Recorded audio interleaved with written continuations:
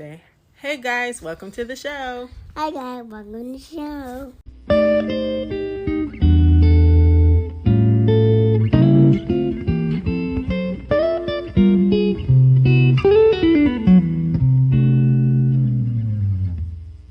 Hey all you weirdies, welcome to another episode of Weird Mom, a podcast where I talk about the things they just don't tell you about in raising a kid, or maybe the things they do tell you but just don't go into much detail about. I'm your host and resident weird mom, Chelsie. How are you doing out there on the 587th day in quarantine? I'm exaggerating, of course, but for real, how are you doing? It's like 2 months in, starting to open things back up gradually. Like our local zoo is about to open up. They've already opened up some restaurants. Gyms open up this week. Like, even though things are starting to open, it still doesn't feel like real life, I guess I could say. I don't know how to describe it, but it just feels too good to be true.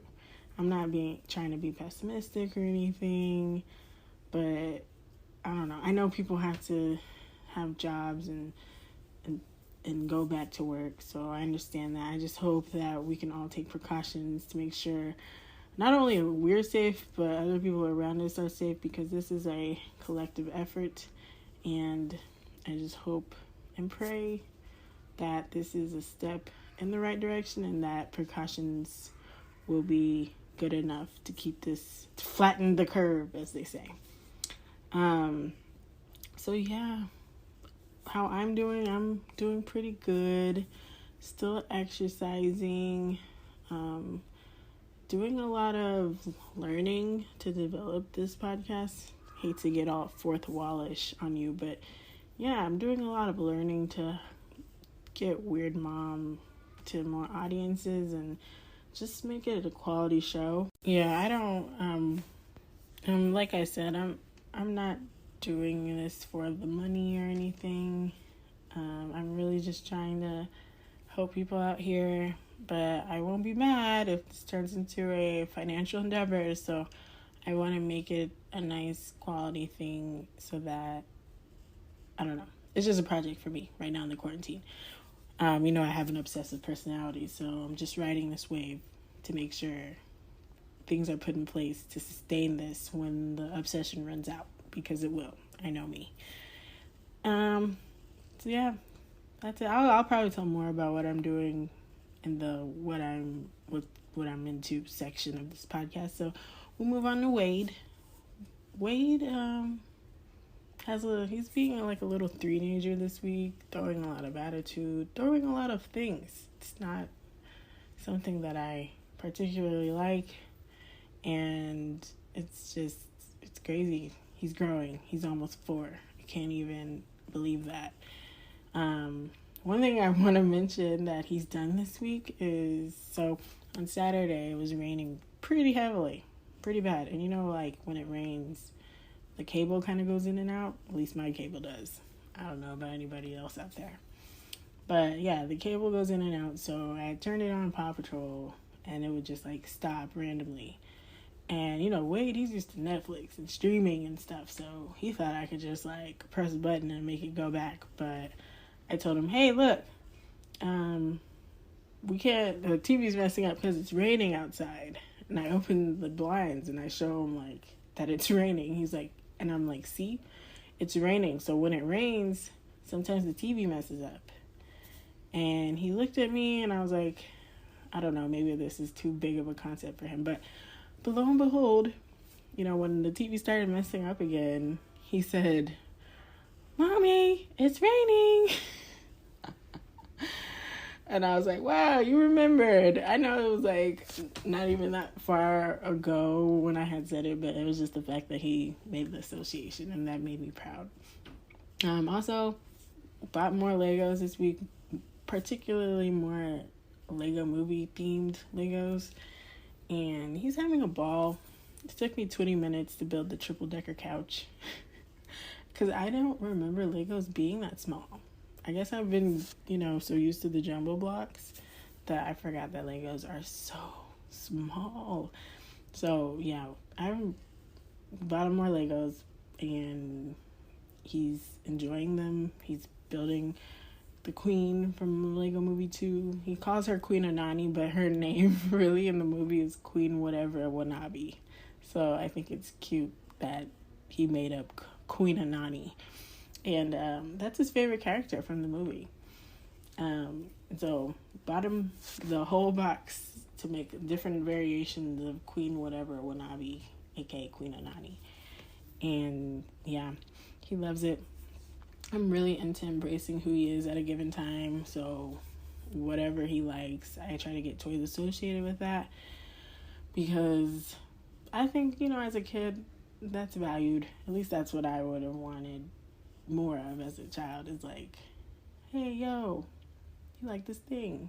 But mainly because, I liked Harry Potter, and there wasn't a lot of Harry Potter stuff out there. And so that was hard to get. But now it's like kids have everything they want at their disposal. Any obscure thing that they like, it's in the stores. So I try to embrace that because I didn't have that as a kid. They didn't put the stuff I liked a lot of the times in the stores. So I'm glad what he likes is in the stores, or it's at Amazon, which is also a godsend. And I also try to make his birthdays a snapshot of what he was into at the time. So this year it's probably going to be Legos.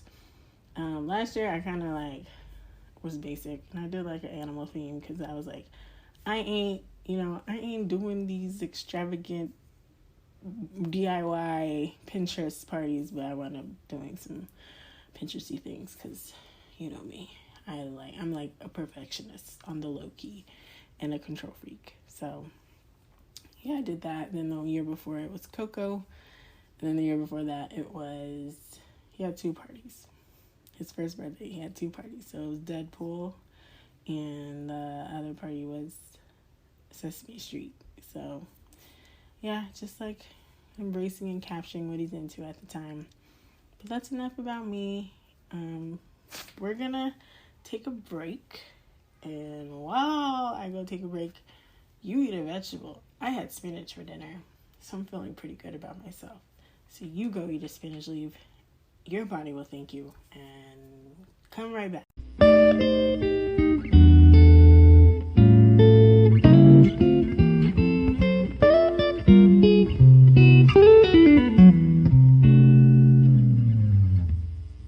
Welcome back from our break. I hope you went and ate a vegetable. If you didn't, pause this right now and go eat a vegetable, because that's what I told you to do, and that's why I put breaks in here, so y'all can go eat a snack that's healthy. But if you didn't, that's fine. Just, we'll have another break so you can eat a vegetable. Anyways, let's jump into the main topic before I ramble on about how great vegetables are, and talk about this pandemic situation and what it means for day-to-day life and just my perspective on it. So a buzz phrase right now during these unprecedented times, which is also a buzz phrase, that phrase, unprecedented times, is a new normal. And whatever that means for you, the way you used to do things on the day-to-day may be a little or even completely different from what it used to be. For some, they take it in stride and just push forward. But for others, it's been a constant push and pull of emotions. One thing that has drastically changed for me, as with many other parents out there, is I am now 2 months into working remotely, 8 hours a day, 5 days a week. At first, it was fun, woohoo. I get to stay up late because I am a night owl. I love the night. I get to stay up late and wake up 10 minutes before I gotta be online. Bet. Then it turned into me losing my grip on reality and not embracing and cultivating a new normal for myself. And then there's now where I'm okay with how things are, but it's unbelievable that we're all still in the same situation. So I'm sure a lot of you feel what I'm saying, and I want to talk about life for me as a parent in this pandemic. And not just me as a parent, but me as a person, because it's hard. It's challenging. And I know before I kept saying, oh, I shouldn't complain because it could be worse and I could be in a horrible situation. But then I heard on a podcast something that really made me think, and it's like how we use gratitude as a weapon. Like, oh, you should be grateful that you have a house over your head. I don't have a house over my head. I have a roof over my head. That's the phrase. I should be grateful that I am surrounded by family. There are people out there just quarantining straight up alone. I should be grateful that I have so much help with my child, that I don't have to do it all with just me and my husband or just even me by myself. I should be grateful that I have food to eat. I should be grateful. I should be grateful. I should be grateful. And really nobody's saying that. It's just me in my mind saying, me trying to be humble. Like, you should be grateful, Chelsie. Like, there's no reason why you should feel like this is hard. Like, this is fine. You'll be fine. Everything's fine. And while that is so true, it's still kind of just not fine. It's just not fine all the time. It's so hard to be positive all the time. And, I should be grateful for all those things. And I totally am. But at the same time, it's a struggle. And every day is different for me. Like, one day I'm like, okay, I'm feeling good. I can do this for another couple weeks. And then literally the next day, I just wake up with the clouds rolling into my mind saying, oh my God, I can't do another day of this. And I don't know what it is. It's not like I'm just in this horrible job where I gotta I don't know. It's not like I'm in a strenuous job. I would say it's mentally strenuous sometimes, but it's not that bad. See, here I go again, comparing. What is it called? I was gonna mention this later on in the podcast, but no. Comparative suffering. Yes, comparative suffering. I shouldn't, I'm suffering, but I'm not suffering as bad as so-and-so is. It sucks being in the house all the time, but so-and-so, they live by themselves, and they don't have any family here. And it is okay to not feel good all the time about this situation. It really is, because this is not anyone, for most of America, this is America. For most people in the world, I'll say that. This is our first time going through anything like this. Ever.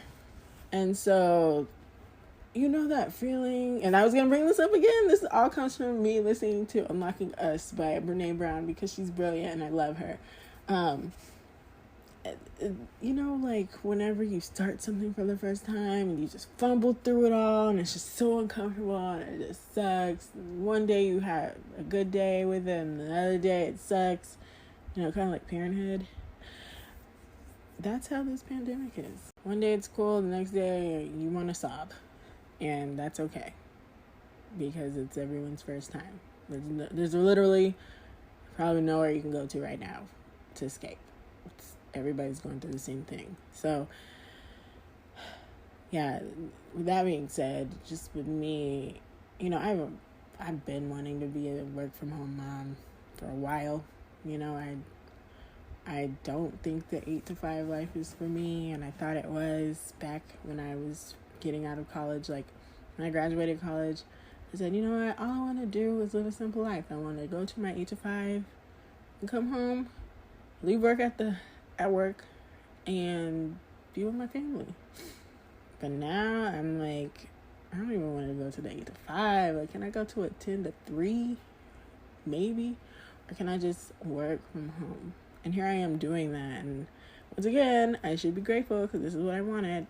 But it's different because when I envisioned working from home, I envisioned working, but then having pockets of time to where I can go and take weight. Some are fun or some are educational. Now all I can do is take him outside to look at the different weeds that grow in the grass. And it's gotten old real quick. It really has. But I will say, if I don't go outside at least once a day, I'm going to want to punch people in the face. Like, the fresh air really does make a difference, especially after work, after dealing with all the work things. Yeah, if I don't go outside, I'm going to want to punch a wall. So I still go outside, even though it is getting old and it's not the same. But now I've been kind of venturing a little bit out because I also have a fear of going out now. Like, oh my gosh, will this touch of a doorknob be the fatal touch that obliterates my whole family?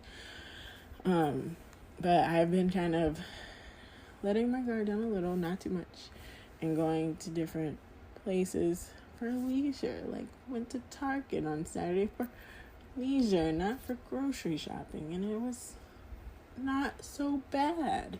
And we went to the track, and that's fine because, we're all kind of far away from each other, so it's all good. And I ran. On another note, I ran a mile on Sunday at the track, and I haven't done that in so long. And I ran a 9:16, and I was only expecting to run a 10-minute because I hadn't run outside in so long.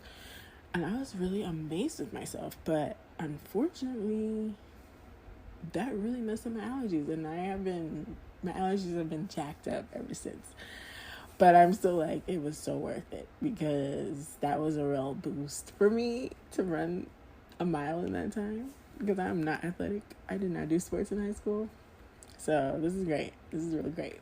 Anyways, back to the topic. But yeah, this quarantine thing sucks. It sucks for everybody. And let's not weaponize gratitude to discount our feelings. Let's just not. Let's just not weaponize gratitude to discount our feelings. It's okay if one day you just want to, not be productive. But that doesn't mean you should sit there and do that the whole time, which is what I was kind of planning to do when I jumped into this thing. I was like, you know what? I can do this, man. That's why I said, at the beginning, it was so fun because I was eating whatever I wanted. I was going to sleep at 2 a.m. on a Tuesday on the regular. I was drinking during the day. But then I reached a point where I was like, no, I need to go back and get a routine. So gradually I've been getting it back. There would be days, and this is TMI, there would be days where I didn't even brush my teeth. Yeah. Because I would just and I would be in the same clothes all day. And it became unacceptable. So now, I get up and brush my teeth. Here lately, this week, I've been actually getting up 30 minutes before 8. And maybe, drinking a nice warm drink, which is a total experience for me in the morning. I don't know about you all, but having a warm drink in the morning really sets the tone for the day. It's warm and fuzzy. It's comforting. It makes you feel good. Usually I drink coffee, but I feel like I've been drinking too much coffee lately because my heart's been racing. I've been feeling real jittery. So I've been drinking some English tea and sitting outside for a little bit, just kind of taking in the view, the beauty of the world, of nature. And then I go to work, so my mind is a little bit at peace before I start dealing with several different personalities throughout the day. I've been trying to get a routine back, trying to exercise more, obviously, trying to eat some vegetables. I'm telling y'all to eat vegetables when I haven't been eating my vegetables, but I'm trying to do that more. Definitely trying to drink some more water. My sister got me a nice tumbler with a straw, and it's a lifesaver because it's one of those things that it keeps the ice icy for long periods of time. So that's been a godsend. So yeah, just little things to create some normalcy in my life. I feel like it starts with me first before I can get weight on some normalcy, because right now I feel like he's a wild child, and I don't know. I feel like he could stand to have an hour of educational time. But I'm trying to research some stuff, and I'm going to start incorporating that with him. Actually, me and Robert will. Maybe we'll tag team it. He does one day, I do one day. So we will see. But yeah, And then I was listening to another podcast called Bottomless Mimosas, and it's by Elizabeth Allen. And on there, one of the things she was talking about was how all our roles are now intertwining and they're not separate from each other. So, and I never even sat down and think of it that way. Like, before all this happened, I would wake up because Wade's not awake when I would get up for work. So I wake up as a Chelsie.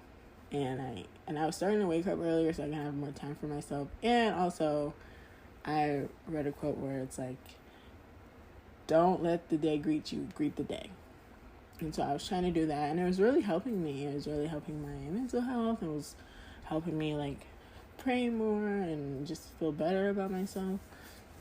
So I would get up, get ready for work, make a little breakfast, and then go to work, deal with several different personalities throughout the day, and then come home. So I was work Chelsie, and then I would come home and be mom, wife, family Chelsie. But now I'm all of those things all at once, and it's something different. It's definitely something different. Like, I have to make calls throughout the day, and so, but I also have pockets of time where I don't have to make calls, and so during those times, sometimes Wade will come in there and we'll hang out and we'll talk, or we'll just be silly. And then when I have to get on the call, I have to tell him to be quiet. And then he kind of just goes away. Or sometimes he'll make this, like, heartbreaking look, like I just shattered his world. And then he'll go away. And so after I get off whatever call I'm on, I go and see him and just smile and let him know. To me, that's letting him know, like, I'm not mad at him, or it's not that I don't want him around. It's just, I know he's going to be loud or talk or say something loud, and I don't want the people on the other line to hear that in the background, even though maybe I should give myself more grace because everybody's in this situation and I hear some of their kids in the background. So still trying to figure out how that works, but yeah, just that it's so small, but it's just kind of something I thought about. It's just, I don't want him to ever think, oh, all mom does is work all the time and she doesn't want to pay attention to me, when that's not the case. I just want him to know I still want to be around him, but there are times and places where you got to be quiet. And I think that's fair because he's at that point where he needs to learn that. There's going to be times and places where he has to be quiet. And I think this might be a good teaching moment for him. So yeah, I don't know. It's just that mom guilt that you have because that was one of the reasons why I wanted to work from home, so I could be around him more. And technically I am. I'm around him more. So why am I beating myself up about it? You guys just had a realization here on the pod. That's why I do this. Not only to help others, but to help myself. Because if I let these thoughts swirl in my head, they'll just get muddled with other stuff and I won't even think about them for too long. But yeah, bottom line, I'm doing the best I can, and that's good. But yeah, the mom guilt still comes in, and especially like when I log off from the computer at the end of the day, and that's the time where it's like, okay, now I need to really, like, now that I'm logged off the computer, now I can really focus and play with him. And so we might go outside. Most times we go outside. Or we might just play with our toys or do something together and then give him a bath. And then after that, it's pretty much my time. Like, my time uninterrupted, not being a worker Chelsie or semi-being a mom Chelsie, semi-being a wife Chelsie. Just being a me so I can do something that I want to do. And that's why I'm a night owl, because I do a lot of that at night. So I might watch a show, or I might listen to a podcast because I am a podcast addict, or I might do whatever, And yeah, but then I feel bad when I'm like, some days I am tired after work, even though I work from home, but it's still like mentally draining. Calling several different people throughout the day and dealing with several different personalities. I can't stress that enough. And, sometimes I don't want to just play automatically when I get off. I gotta, like, sit there and, like, breathe. And even I feel guilty for that sometimes. Like, okay, you just gotta work. Now you really need to go down there and be a mom. This is what you wanted, right? That's the script that goes in my head. But it doesn't, that's just my negative self-talk, really. I'm really doing really good, all things considered.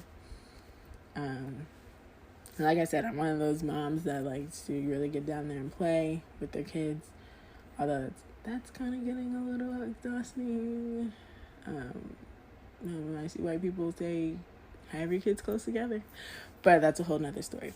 Anyways, I'm still grateful to do that, and it's still time with him, and I'm really doing the best I can. Yeah. How are you all feeling about this whole quarantine thing? As a mom or a father or just as a person? Like, how are you doing? Like, have you checked in with yourself to see how you're processing this whole thing? Because this is just an outrageous thing happening right now. Just crazy. And it's so prolonged, and it feels like it never ends. There's always something. Like, now there's a disease that affects the children, and it's similar to Kawasaki disease. And I had that when I was 2. I'm like, this is nuts. This is crazy. And back then it was super rare. And it's still kind of rare, but it's like something that's coming along and mimicking that's bananas to me. But yeah, just take some time for yourself. Breathe. Like, you're doing the best you can. We're all trying to do the best we can with this being our first time going through anything like this. And there's no right or wrong way to do it. It's just, you just got to make it work for you. So if that means you got to get on the meeting and put yourself on mute and your camera on mute and let your kid do whatever in the background so you can have that time together, do that, because that's what I be doing. I put my camera and my mic on mute on the meetings, and I just chat. And if I do have a question, I might say it out loud, but other than that, I just chat. But yeah, that's pretty much it. That's all I wanted to talk about as far as this quarantine goes. And I really hope that you're taking care of yourself, because that's really important. If you don't take care of yourself, you're not going to be able to take care of others. That's just rule number 1. Whenever a plane goes down, they always say, put the mask on yourself before you try to help others put on their mask. Same. Do it for yourself. And then try to focus on others. And don't get bogged down by, oh, I shouldn't feel this way. Other people have it so much worse. Feel it. Feel it so you can get through it and figure out what you're going to do about it. Now, we're going to take a fruit break. Go get yourself a piece of fruit and come back and listen to the last segment of the pod.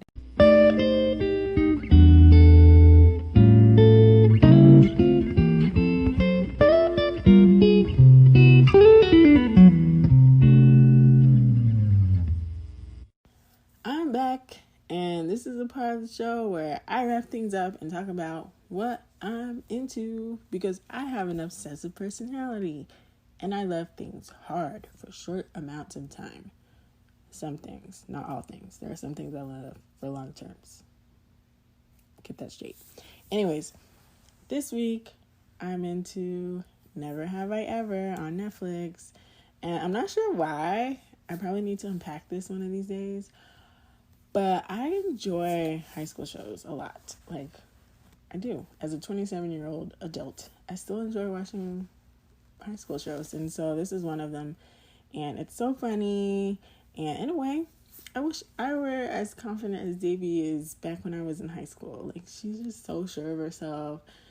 Like, even though she's, like, the nerd type, she's still, like, so confident, doesn't really care about what people think, except for the fact that she does care about what people think when it comes to being popular. But other than that, she's, like, outspoken, tells it how it is.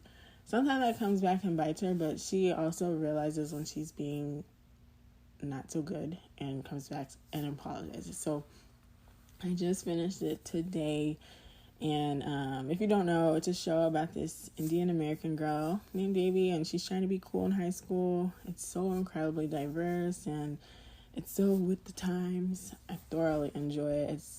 I knew I was probably going to like it, but I didn't think I'd like it this much. And I'm so ready for season 2, even though it probably won't come out for another year. Until then, I'll just find another show. It's fine. It's fine. Everything's fine.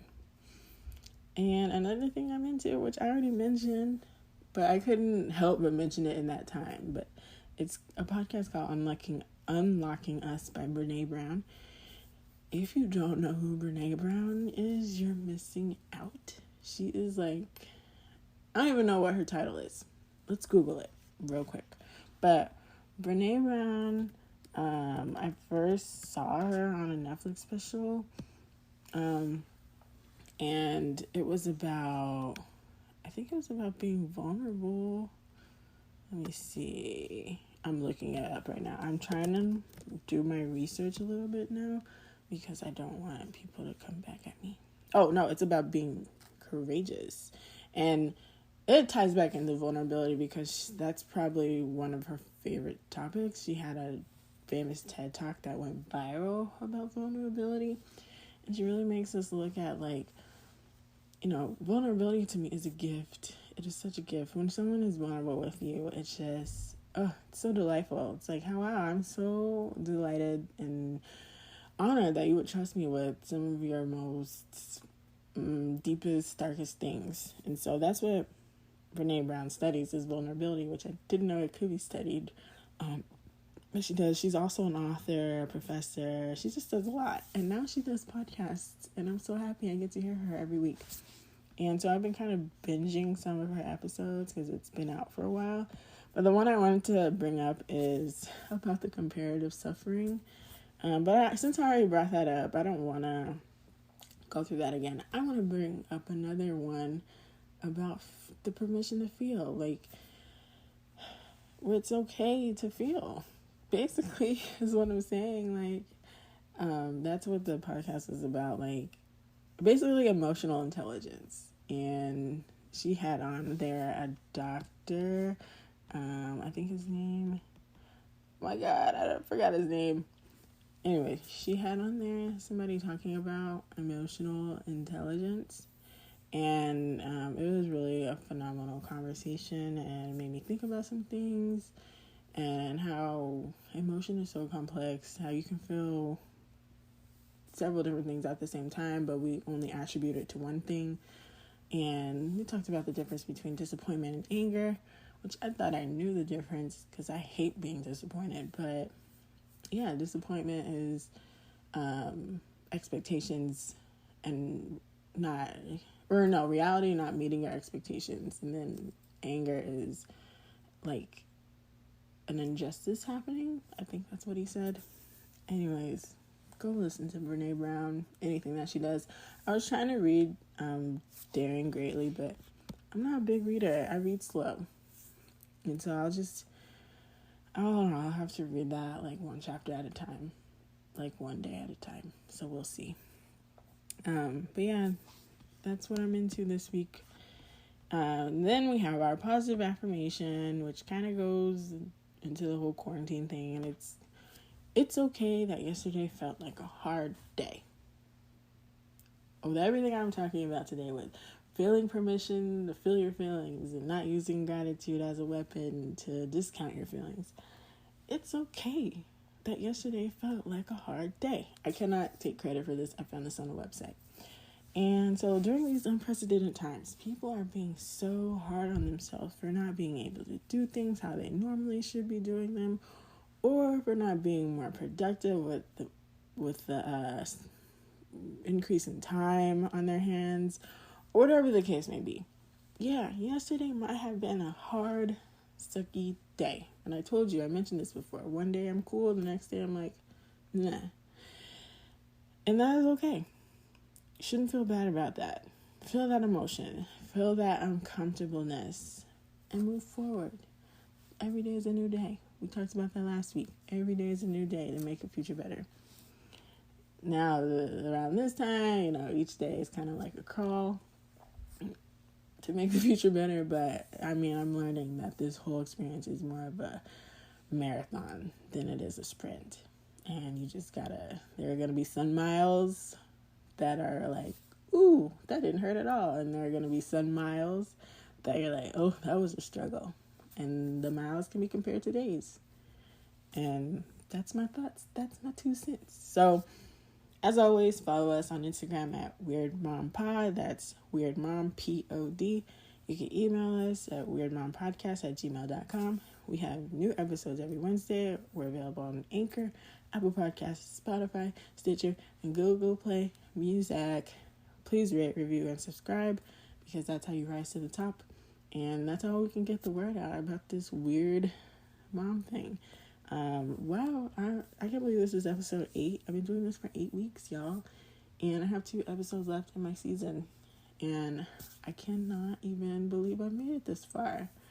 It's crazy.